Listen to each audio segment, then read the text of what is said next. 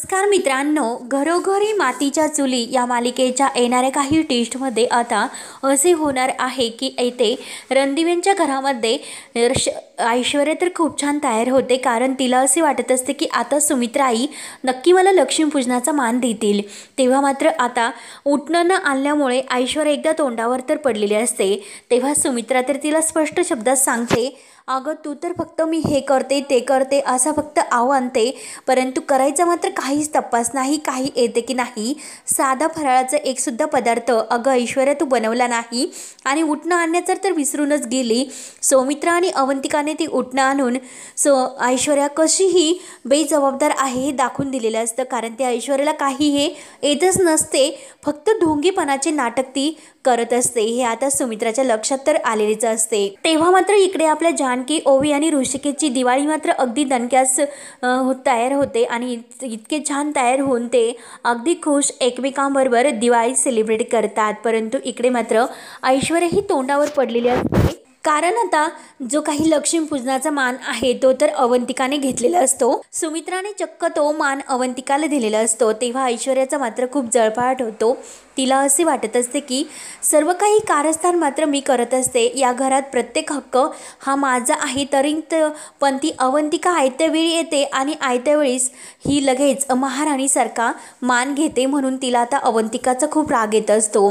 तेव्हा मात्र आता सौमित्रा आणि अवंतिकाने लक्ष्मीपूजनाची पूजा व्यवस्थित पार पडलेली असते आणि ऐश्वर्या मात्र ही तयार होऊन अगदी नटून थटून आलेली असते, परंतु तोंडावर मात्र ती पडते। सौमित्रा आणि अवंतिकाला मात्र तेच लागत असते की काही झालं तर या अवंतिकाला मात्र घरातील कोणतेही हक्क मिळून द्यायचे नाही। तर इकडे आता ऋषिकेश आणि जानकी हे अगदी खुश असतात आणि गुलाबदादा सुद्धा तेथे आलेले असतात। तर जानकी ही गुलाबदादांना फराळ देते आणि थाटामाटात त्यांचे ती म्हणजे लक्ष्मीपूजनाच्या दिवशी स्वागत सुद्धा करते, सगुना सुद्धा आलेली असते। तेव्हा मात्र आता ऐश्वर्याला काही इकडे जानकी, ऋषिकेश आणि ओवी हे इतके आनंदात दिवाळी सेलिब्रेट करतात हे काही देखवत नाही, परंतु मात्र आता ही पाडव्याच्या दिवशी छान असं गिफ्ट आपल्या ऋषिकेशने जानकीला दिलेलं असतं। जानकी खूप खुश असते आणि ती पाडव्याचं खूप काही थाटामाटात अगदी आनंदात ते दिवाळी सेलिब्रेट करतात। त्यानंतर इकडे मात्र रणदिवेंच्या घरामध्ये सारंगने मात्र ऐश्वर्यासाठी असं काही गिफ्ट आणलेलं नसतं, म्हणून तिला तर सारंगचा खूप राग येतो, परंतु अवंतिकाला मात्र सौमित्र खूप छान असं गिफ्ट देतो। तेव्हा मात्र शर्वरीसुद्धा ही नटून थटून तयार असते आणि ते सुद्धा ही लक्ष्मीपूजनाच्या दिवशी सर्व काही तयार होऊन पूजन करतात, परंतु त्याच वेळेस मात्र रणदिवेंच्या फॅमिलीमध्ये अगदी लक्ष्मीपूजनाच्या वेळी गेलेली असते। त्यामुळे आता लगेच सारंग म्हणतो की आता तर लाईट गेली, परंतु लाईटचं बिल न भरल्यामुळे लाईट गेली। तेव्हा लगेच ऐश्वर्या विचारते की घरातील बिल कोण भरत असते, तेव्हा सारंग म्हणतो की प्रत्येक वेळेस जानकी करत असते। तेव्हा सुमित्रा म्हणत असते की हो, जानकी जोपर्यंत या घरात होती तोपर्यंत मला कशाचाही काही म्हणजे विचार करावा लागत नव्हता, प्रत्येक गोष्ट जानकी अगदी जबाबदारीने पार पाडायची, परंतु ऐश्वर्या मात्र तू फक्त ढोंगीपणाचं सोंग करते, तू काही करत नाही, म्हणून पुन्हा एकदा ऐश्वर्याला तोंडावर त्या सुमित्राने हे पाडलेलं असतं आणि सौमित्र, अवंतिका यांना तर खूप आनंद होत असतो, कारण आता सुमित्रा आईला तर वेळोवेळी जानकीची आठवण होत असते, तिचे जबाबदारीची जाणीव होत असते आणि ऐश्वर्या कशीही नाटकी आहे, कसे ढोंगेपणाचे सोंग करते ही सुमित्रासमोर लगेच आलेली असते। तेव्हा शर्वरी आता ही नानांच्या रूममध्ये येते। नानांच्या रूममध्ये आल्यानंतर आता शर्वरी म्हणत असते की नाना, अहो आता भाऊबीज आहे आणि नाना तुमची आजही अशी अवस्था झाली। ऋषिकेश दादासुद्धा त्या जानकीबरोबर घर सोडून गेला। तेव्हा मात्र शर्वरी ही जानकीचा रागराग करत असते। तेव्हा नानांना खूप वाईट वाटतं। नाना म्हणतात की शरू, अगं तू खूप चुकली, कारण माझी अवस्था झाली ती कुणामुळे तर जानकीमुळे नाही ग, अगं तू तर तिच्यावर विश्वास ठेवायला हवा होता, अगं तुझा संसार मोडता मोडता जानकी आणि ऋषिकेशने वाचवला आणि तू तर त्यांच्यावर आरोप करतेस, खरंच शरू तू खूप चुकतेस, अगं मी का असे केले, का असा वागला असून हे तरी तू समजून घ्यायला हवं होतं। तेव्हा शर्वरीलाचे खडकन डोळे उघडतात। शर्वरी म्हणत असते की नाना, अहो त्याच दिवशी तुम्ही तर त्या जानकी वहिनीकडे बोट दाखवलं होतं जिन्यावरून तुम्हाला तिने ढकलले म्हणून. नाना म्हणतात की नाही. शर्वरीचा हात ते दाबतात की नाही अगं, मला जानकीने ढकललेलं नाही तर त्या ढोंगी ऐश्वर्याने ढकललं म्हणून. नानांना त्या ऐश्वर्याचा खूप राग आलेला असतो. तेव्हा शर्वरी म्हणते की नाना हो काय सांगतात तुम्ही तर त्या दिवशी जानकी वहिनीकडे बोट दाखवलं. नाना म्हणतात की नाही अगं, आपली ओवी लहान असे ते खुणावतात, तिच्यासाठी मला हे सर्व करावे लागले कारण माझ्याकडे कोणताही पर्याय नव्हता. अगं त्या ऐश्वर्याने तर मला ओवीला मारण्याची धमकी दिली म्हणून मी सर्वांसमोर जानकीचं नाव घेतलं, जानकीकडे बोट दाखवले. शर्वरीचे खडकन असे डोळे उघडतात.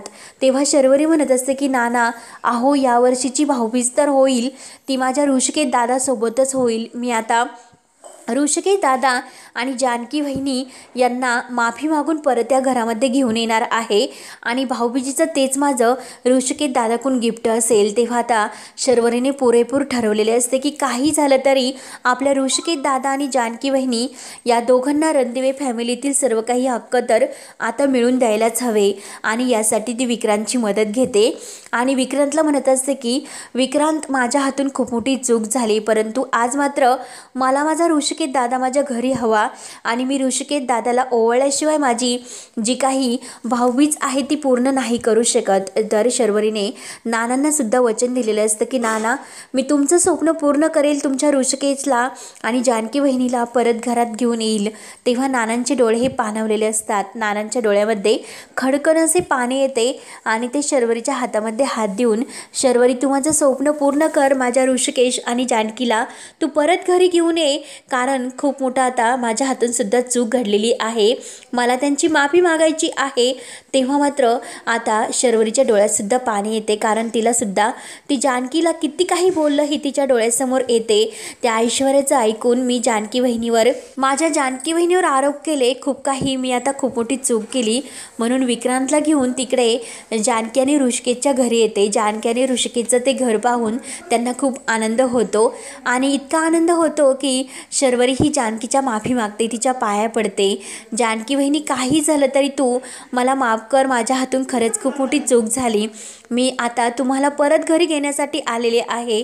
तेव्हा जानकी ही शर्वरीला तर माफ करते परंतु ऋषिकेश मात्र ऐकायला तयार नसतो कारण जेव्हा जानकीवर आरोप त्या शर्वरीने सुद्धा केलेले असतात हे सर्व त्याच्या डोळ्यासमोर येते. तेव्हा तो शरूला म्हणत असतो की शरू, अगं कशाला साठी तू येथे आले? भाऊबीजीसाठी. कोणता भाऊ? तुझा सावत्र भाऊ? अगं तू तर त्या सावत्र भावावर बायकोवर इतके आरोप केले, अगं तू तरी विश्वास ठेवायला नको होता. नानी जरी अगं जानकीकडे बोट दाखवले परंतु तू मात्र असे करायला नको होते. शर्वरी ही खूप माफी मागते की दादा, खरंच माझ्या हातून खूप मोठी चूक झाली कारण मी सुद्धा त्या ऐश्वर्याच्या सांगण्यावर गेले आणि नानांचे जे काही बोट दाखवले त्यावर मी विश्वास ठेवला परंतु त्यावेळेस मी मात्र जानकी वहिनीला बोलायला नको होतं. तेव्हा शर्वरी म्हणत असते की दादा काही कर पण ऋषिकेश दादा आपल्या घरी चल. अरे त्या घरात तू आणि जानकी वहिनी नाही परंतु म्हणून मला आता ह्यावरची भाऊबीजसुद्धा तेथे सेलिब्रेट करावीशी वाटत नाही. सौमित्र दादा माझा, मी त्याला तर म्हणजे भाऊबीजीचं ओवाळलं परंतु मला खरंच आता त्या घरामध्ये कोणतंही असं राहूशी वाटत नाही आणि विक्रांत, मी आता तुम्हाला घेण्यासाठी इकडे आलेलो आहोत, दादा प्लीज घरी चल. तेव्हा ऋषिकेश म्हणतो की नाही शर्वरी, मी त्या घरामध्ये नाही येऊ शकत, ज्या घरामध्ये माझ्या बायकोचा अपमान झाला मी तेथे नाही जाऊ शकत. काही झालं तरी आता मी जेव्हा मोठ्या मानाने आणि हक्काने जानकीला ते सर्व हक्क देऊन जेव्हा त्या घरामध्ये प्रवेश करेल तेव्हाच ते घर हक्काचं आणि जानकीच्या ह्याचं असेल. जानकीची जेव्हा सुमित्राही माफी मागेल आणि मोठ्या मानाने तिचा गृहप्रवेश करी तरच मी आता त्या घरामध्ये पाय ठेवू शकतो. तेव्हा मात्र शरीर म्हणतच की नाही, अरे नानांनी मला सर्व काही समजावले आणि नानांनी जे काही देवघर तुला दिलेले आहे, अरे ते देवघरात एक खूप मोठं गुपित लपलेलं आहे आणि त्या गुपितामध्ये नानांचं मृत्यूपत्र आहे. तेव्हा ऋषिकेशचे डोळे उघडतात. ऋषिकेशचा जो काही नानाविषयी गैरसमज झालेला असतो तर ऋषिकेशला असे वाटत असते की नाना या ऐश्वर्याच्या दबावाखाली येऊन असे वागलेत म्हणजे नक्की आपल्या नानांच्या जीवाला धोका आहे. तेव्हा मात्र आता ऋषिकेशला जे काही ते देवघरातील मृत्यूपत्र सापडते. ऋषिकेश लगेच ते मृत्यूपत्र वाचतो आणि खडकन असे डोळे त्याचे उघडतात की खरंच आपल्या नानांनी काही चुकीचं केलेलं नाही. तेव्हा शर्वरी जे काही ऐश्वर्याने कारस्थान केले, ओवीला मारण्याची धमकी दिली होती, ते सर्व ती ऋषिकेशला सांगते. तेव्हा आता ऋषिकेश ठरवतो की काही झालं तरी या ऐश्वर्याला मात्र आता घराच्या बाहेर काढायचे. आता त्या ऐश्वर्याची त्या घरामध्ये खेर नाही. तेव्हा मात्र आता सुमित्राला सुद्धा आपली जाणीव होते की नक्की आपली जानकीच ही आपल्या घराची लक्ष्मी आहे आणि ती परत या घरात यायला हवी. म्हणून ती सुद्धा आता मोठ्या मनाने जानकी आणि ऋषिकेशची माफी मागणार असते आणि त्यांना मोठ्या मानाने आपली शर्वरी तर या घरात घेऊन येण्याचा प्रयत्न तर करते. पण आता ऋषिकेश आणि जानकी मात्र घरी यायला तयार नसतात. तर इकडे जी ऐश्वर्याने मात्र खूप मोठा प्रयत्न केलेला असतो. सगुनीला जे काही ते आता बदललेले असते, जानकीच्या बाजूने झालेले असते, म्हणून तिला ती जीवे मारण्याची धमकी देते आणि तिच्यावर आता गुंड पाठवून हल्लासुद्धा करते आणि त्यामध्ये आपली सगुनाही जखमी होते. तेव्हा आता सर्व काही आपले ऋषिकेश आणि जानकी तिचा खर्च उठवतात आणि आपल्या गुलाबदादांना त्यामध्ये मोलाची मदत करून हातभार लावतात आणि परत सगुना आणि गुलाबदादा यांचा संसार सुखाने थाटतात. आणि इकडे आपले जानकी ऋषिकेश मात्र नव्याने आपल्या आता पाडव्याच्या दिवशी या नवीन संसाराला सुरुवात करतात आणि त्यात म्हणजे शर्वरी आल्यामुळे त्या खूप मोठा मृत्यूपत्राचा गौम्य स्फोट होतो आणि आता नवीन त्यांची एंटरप्राइज जी काही पार्वती नावाची कंपनी आहे तर ते सुरू करण्याचं ठरवतात. परंतु आता इथे सुमित्राला प्रत्येक क्षणाला आपल्या जानकीची आठवण होत असते आणि आता काय करू आणि काय नाही, कारण ह्या ऐश्वर्याला काहीच येत नसते. तर ऐश्वर्याचा खरा चेहरा शेवटी आता या सुमित्रासमोर लवकरच आलेला असतो. नानामुळे सर्व सत्याचा उलगडा शेवटी झालेलाच असतो. परंतु ऐश्वर्या मात्र आता त्यांना जे काही तिचा रूप आहे ते खरं रूप दाखवण्याचा प्रयत्न करते. सुमित्राला ती दाबण्याचा प्रयत्न करत असते, धमकवण्याचा प्रयत्न करत असते. परंतु आजी मात्र आता ऐश्वर्याचं एक एक कारस्थान ओळखून शेवटी सुमित्राला सर्व काही कारस्थानाबद्दल खुलासा करणार असते आणि शेवटी आजीचे सुद्धा डोळे उघडलेले असतात, कारण आजीला सुद्धा त्या ऐश्वर्याने जीवे मारण्याची धमकी दिलेली असते. आजी सर्व काही सुमित्राला खरं सांगते आणि आता जानकी ऋषिकेश केव्हा घरी येतात याची ते आनंदाने वाट बघत असतात. काही झाले तरी आपले जानकी आणि ऋषिकेश आपल्यासाठी सर्वस्व आहे, तेच या घरचे आधारस्तंभ आहे. जानकी आपल्या घराला घर पण देणारी आहे, या घरची लक्ष्मी आहे. त्यामुळे आता काही झालं तरी आता जानकी ऋषिकेश मात्र घरी यायला हवेत आणि शर्वरी आता विक्रांतच्या मदतीने आपल्या जानकी ऋषिकेशला परत हक्काने या घरात घेऊन येणार असते, कारण आपल्या नानांच्या आणि सुमित्रासाठी आपली शर्वरी आपल्या जानकीला शपथ घालते की वहिनी काही झालं तरी तू घरी चल. ओवीला सुद्धा ती प्रेमाने घरी मारते आणि जानकी वहिनी त्यांच्याबरोबर आनंदाची भाऊबीज साजरी करून त्यांना भाऊबीजीचं गिफ्ट म्हणून देव्हाऱ्यातील जे काही सत्य आहे शेवटी ती त्यांच्या हाती देते. तेव्हा मात्र आता एक खूप मोठा सत्याचा उलगडा झाल्यानंतर अवंतिका आणि सुमित्रसुद्धा तेथे हजर असतात आणि त्यांना बघून शर्वरीला तर आनंद होतोच, परंतु आता शर्वरीचे सुद्धा डोळे उघडलेले बघून अवंतिका आणि सुमित्राला सुद्धा खूप आनंद होतो आणि शेवटी आपल्या हक्काचे सर्व माणसे हे आपल्या ऋषिकेश आणि जानकीकडे येतात. तिकडे फक्त सारंग उरलेला असतो.